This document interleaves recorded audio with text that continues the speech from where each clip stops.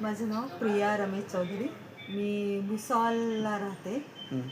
माझी एन्जिओप्लास्टी झाली. 100% ब्लॉकेज होतं. ते एन्जिओप्लास्टी झाली. एक ब्लॉकेज अजून 90% सांगितलं होतं, 31%. तर पुन्हा एन्जिओप्लास्टी करायला सांगितली होती. किती ब्लॉकेज सांगितले होते त्यांनी आधी? एकूण 3 ब्लॉकेज होते. 3 प्रकारचे ब्लॉकेज. Okay okay. तर एकची एन्जिओप्लास्टी केल्यानंतर पुन्हा लगेच म्हणत होते की 1 महिन्याने करावी लागेल. पण मला डॉक्टर भेटले, सुनील डॉक्टर. तर मी डॉक्टरांशी आधी मी फोनवरतीच बोलले की डॉक्टर मला श्वास फुलतो माझा. तर मग डॉक्टरांनी मला सांगितलं कोमट पाणी घ्या.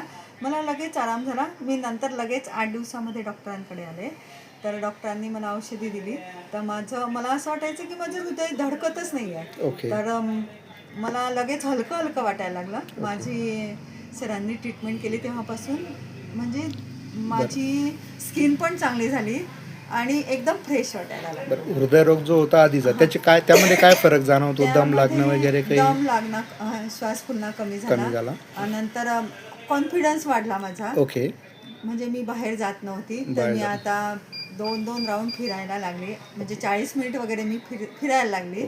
आधी काही बीपी शुगर वगैरे काही होती? तर लोच होतं. त्यांनी म्हटलं होते की बीपी तुमचं वाढणारच नाही. कोणी म्हटलं होतं असं? ज्यांनी माझी एन्जिओप्लास्टी केली. अच्छा, डॉक्टर साहेबांनी की तुमचं बीपी वाढणारच नाही, असंच राहील. आणि त्यांनी मला इन्शुलिन 3 वेळेस सुरू केलेली होती. तर ती इन्शुलिन मला नंतर टॅबलेटवर आणली त्यांनी दुसऱ्या वेळेस. पण आता तर म्हणजे मला त्याची बिलकुल डायरेक्ट नॉर्मल झाली शुगर.